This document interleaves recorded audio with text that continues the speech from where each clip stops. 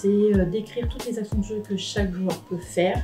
C'est de récolter les données qui vont servir à la LNH et après pour tout ce qui est paris et contrat de joueur. Moi je suis plus ancien de l'équipe, donc je ne vais pas dire que je me mets en retrait, mais je laisse la priorité aux gens, aux jeunes et aux femmes. Et moi j'interviens s'il y a une personne qui est absente, c'est moi qui vais la remplacer. Il y a 2 postes de travail, un poste de travail qui s'occupe des actions de jeu. Donc c'est là où on ressent vraiment toutes les actions, que ce soit comme je disais perte de balle ou action de jeu tir, et c'est vraiment de dire tel numéro de telle équipe a tiré à tel endroit, le dernier passeur c'est tel endroit. Et en fait ça permet après d'avoir des statistiques au niveau de chaque joueur et de pouvoir après eux au niveau de leur employabilité de leur contrat. Et je suis celui qui fait l'ordinateur pour tout ce qui est temps de jeu et changement de joueur. On est d'abord assez en hauteur pour avoir une vision globale du match. Et sur l'équipe, on est 6 cette année, sachant qu'il faut à peu près 5 personnes qui soient sur les statistiques. Ça fait plus de 20 ans que je suis dans le club, fervent du club, et puis voulant que le club gagne et se maintienne cette année. Là, ça va faire ma 2e année. Pour le SCO, Angers SCO Handball, je suis statisticienne depuis 6 ans.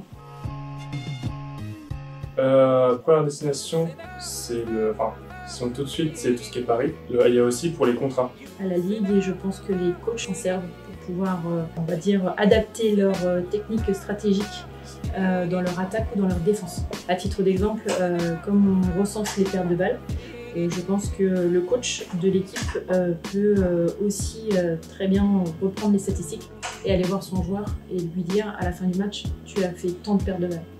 Ou à contrario, aller voir son gardien et lui dire c'est bien ce que tu as fait parce que tu as plus de 50% d'arrêt. C'est super important pour le club aussi parce que si on ne fait pas les statistiques sur un match, le club a une amende financière. Celui qu'on utilise c'est handball.ai. On se force à avoir une rigueur, je te dirais. À chaque fois qu'on regarde, on a le temps précis à 1 à 2 secondes et il y a au maximum, je dirais, 1 seconde on peut dire de latence en ce qui concerne les changements de joueurs. On est 2, il y a toujours une personne qui aboie, donc c'est la personne qui a le casque qui est debout, et l'autre personne qui est de l'autre côté avec le casque qui reçoit l'information, qui elle va pouvoir rentrer toutes les données au niveau PC. Donc ça c'est une première exactitude de données. La deuxième, on est contrôlé avec l'intelligence artificielle avec la vidéo. C'est souvent des moments où c'est plus énergétique sur le terrain.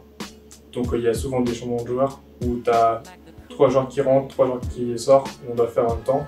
On va dire quand il y a une succession de pertes de balles d'un côté comme de l'autre, avec des contre-attaques et des arrêts. Donc là il faut vraiment avoir la mémoire vraiment bien calée au niveau visuel et que la personne de l'autre côté, quand elle est au niveau PC, qu'elle puisse recenser toutes les actions. Ça nous arrive d'en louper quelques-unes effectivement, mais c'est rare. Parfois difficilement.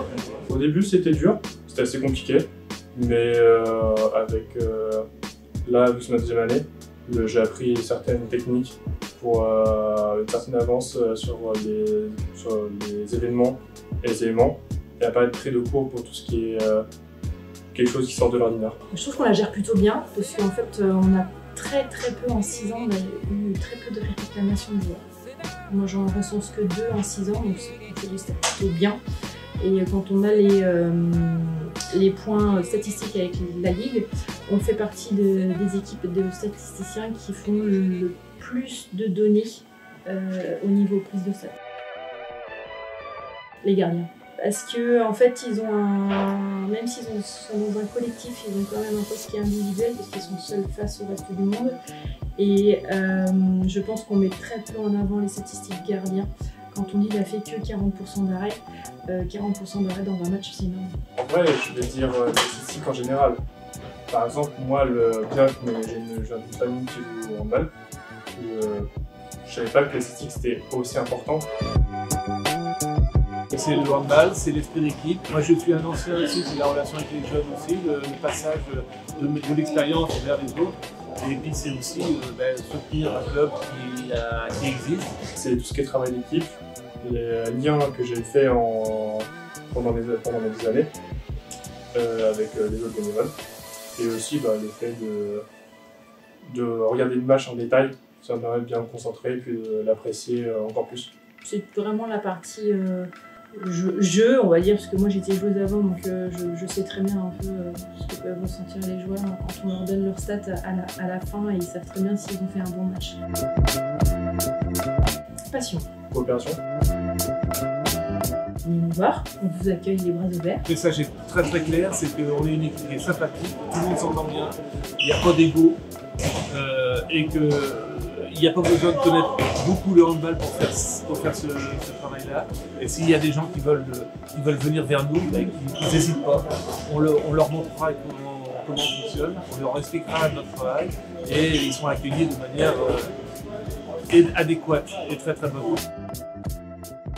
Je remercie le service communication du club, avant tout, de faire un focus sur cette équipe-là, qui est souvent dans l'ombre parce qu'on ne sait pas trop ce qu'on fait, on nous voit faire des machins. Les gens ils ont l'impression que c'est nous qui affichons sur les tableaux d'affichage le score et tout ça et le temps, mais pas du tout.